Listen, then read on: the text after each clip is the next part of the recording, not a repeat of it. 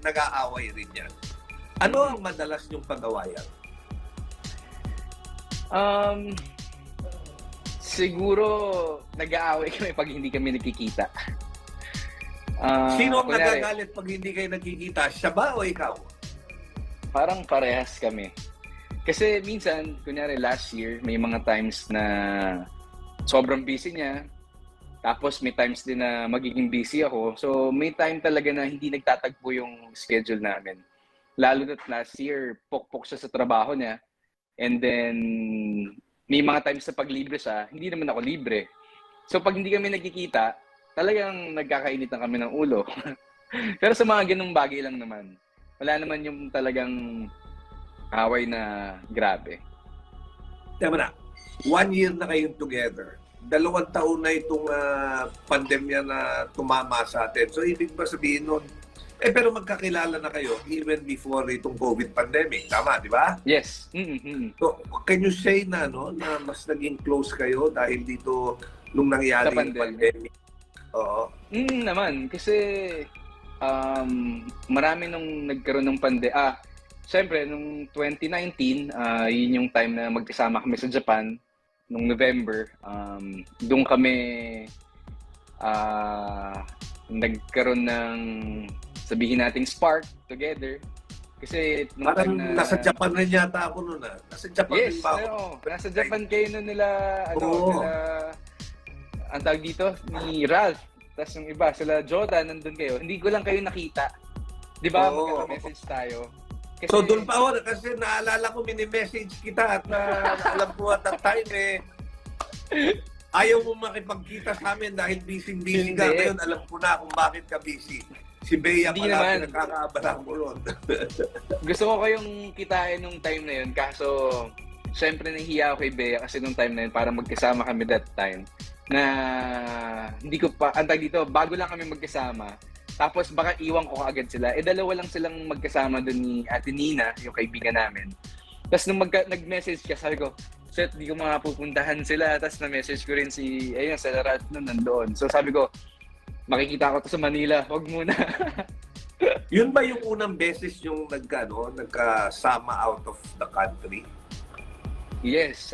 Actually, yun din yung first time namin, out of the country, tsaka doon ko, siyempre, doon mo aalamin kung ano ba tong pagsasama namin dito. Siyempre, 3 kami pumunta ng Japan. Pero nung time na yon, doon ko tinitignan na may papupuntahan ba tong namin, tong pagsasama namin dito. So, yung ibang mga yung ibang mga details about this Japan trip, malalaman nila sa weekend kasi gines ako ni Bea sa vlog niya. Itong weekend. So, yung ibang Japan details ng pagsasama namin, nandun sa vlog niya. So, masarap ba siyang kasama out of the country? O mahirap? Ano ba siya? Picky ba siya kung saan kakain? Kailangan ba magandang restaurant mo siya dadalhin? O pwede bang sa turo-turo siya dadalhin? Tapos, paano pa ka sa hotel? Ano ba? Kailangan ba 5-star na hotel? O okay siya kahit na yung kung ano lang, yung ordinaryo, yung to the fort. Si Bea naman, flexible naman siya kung saan kakain eh. So, pero, ang akin, kunyari, nung nagpunta kami ng US, pag siya na yung pinapipili ko kung saan niya gusto kumain. Tapos, pag nasa restaurant na kami, hindi na rin ako pumipili ng pagkain sa menu. Kundi sinasabi ko na lang sa kanya, kung ano yung gusto mong kainin, orderin mo.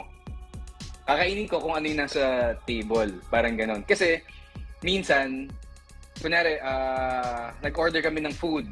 So mag-order siya ng food, tapos papapiliin niya ako, Han, anong gusto mong kainin?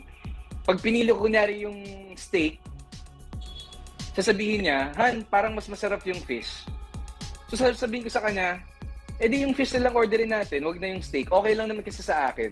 Kasi siya, ang nangyayari, kunyari first time niya dun sa isang restaurant, gusto niyang tikman lahat.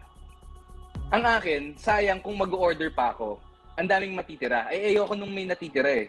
So sabihin ko sa kanya, So inuubos mo lahat? Parang ganun na nga, kasi nag-US kami, sobrang tumaba ako pag-uwi. Pero ang ano lang doon, Mr. Bong, kasi pag nag-order ako, tapos may sasabihin niya, Han, parang meron siya lagi sabihin na, Han, parang mas masarap to. So sasabihin ko sa kanya palagi, Han, piliin mo na lang kung ano yung gusto mong orderin, kakainin na lang natin, hindi na ako mag-order. Para hindi sayang yung food, kako. Ano ba ang favorite food ni Bea? Mahilig siya sa Japanese food.